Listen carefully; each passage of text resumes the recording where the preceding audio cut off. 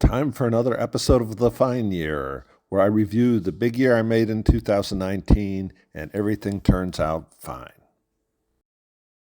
I had planned May as an important month, for I was going back to the Midwest, needing to find the eastern birds during migration. Here are a pair of Caspian terns on the shore of Lake Michigan in Chicago. Montrose Point is a well-known migrant trap, and I hope to catch a lot of migrants there. Here's a red-breasted nuthatch. Of course, a red-breasted nuthatch might not have been a migrant. This female rufous-sided towhee was a good catch for me, as they're often harder to see than the males, which are more likely to get out and sing. Speaking of singing, I love the descending call of these veeries. These common grackles are not quite as large as the great-tailed grackles we get out here in California, but they are prettier. Montrose Point is known for warblers, and it did not disappoint, coming up with this magnolia warbler as well as some others I'll show you.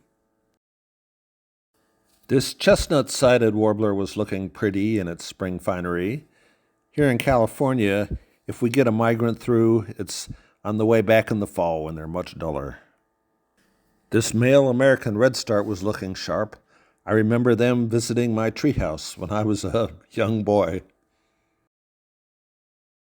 Cardinals are another one I think of as a good midwestern bird, even though they are found across much of the country.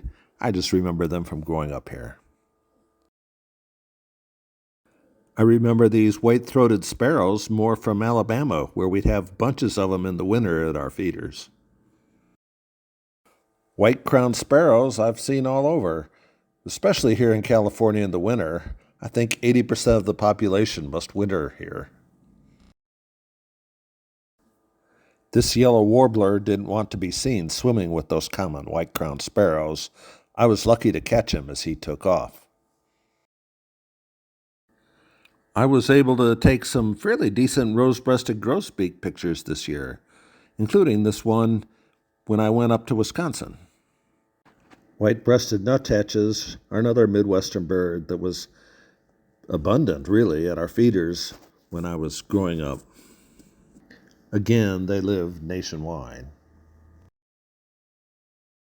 This bald eagle at Necedah Wildlife Refuge was being a little cagey. It had a nest nearby, so we didn't want to disturb it. This trumpeter swan's nest was pretty far out in the marsh, but it didn't look like she wanted us peeking at her either. Whooping cranes nest at Necedah also. How's that for a trifecta at one wildlife refuge? Eagles, swans, cranes. Wow. Things started out a little more slowly the next day at Horicon, but these geese were pretty with their goslings in tow. Song sparrows were one of the first birds I learned to identify by song when I was young, so I've always had a soft spot in my heart for them. I found this one by its song. I heard it singing, so I walked up over a hill, and there it was, my lifer bobolink. Sometimes I would see sedge wrens singing in Alabama in the winter, but these were the first sedge wrens I'd seen singing. They really just struck me as fun little birds. I enjoyed them. After a slow start, I was really enjoying Horicon.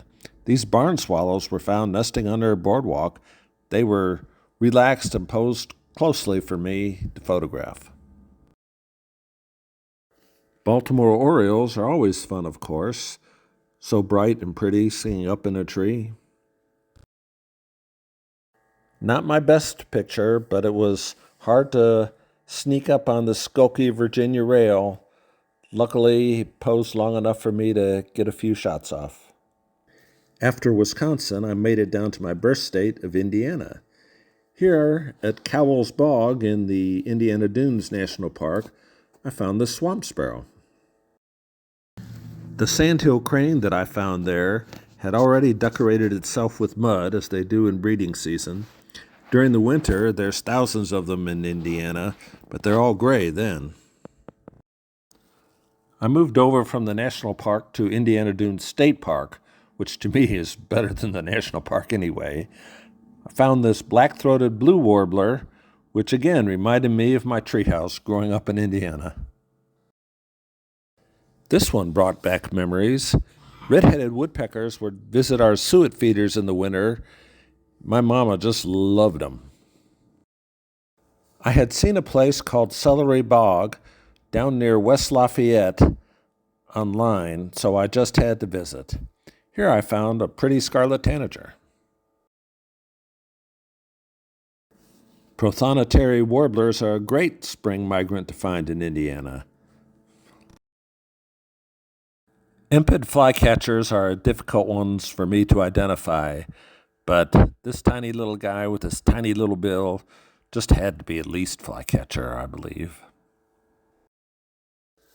This is the first blackpoll warbler that I've seen in breeding plumage.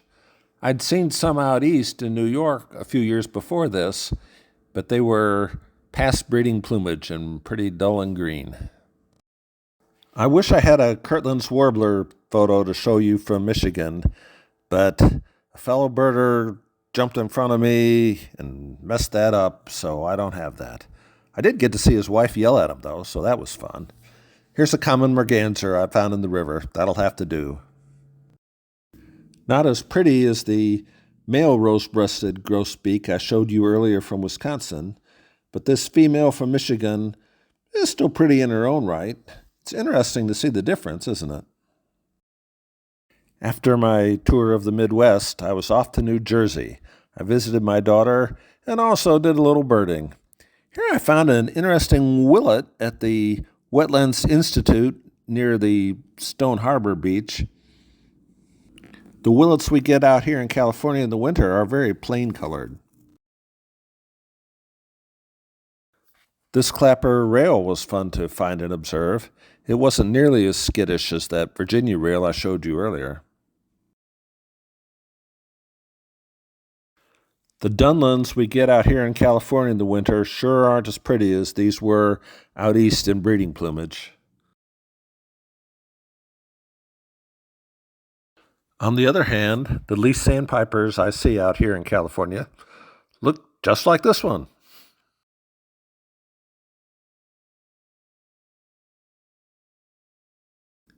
This semi-palmated plover sure looks sharp.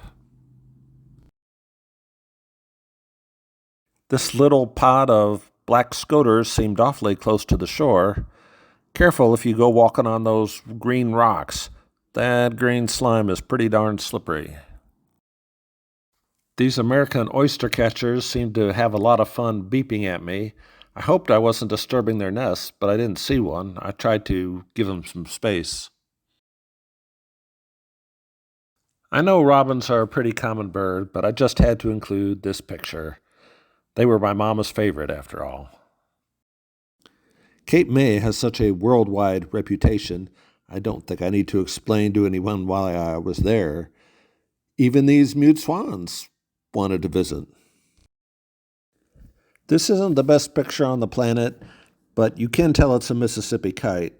After I'd messed up the picture of the ones I saw in Texas, I was glad to have a second chance. There were a lot of shorebird migrants at Cape May. Most of them were behind roped-off areas, giving them free access to the beaches, which I was pretty good with. Mostly I could identify ruddy turnstones, red knots, and what looked to be white-rumped sandpipers.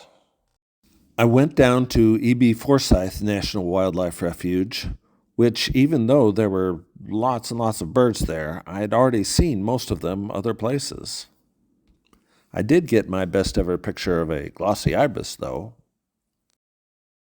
Although I saw buckets of birds in May, and it was a great photography month, there really weren't that many new ones. I went only up to 461 from 422, and my lifer count only increased by 3.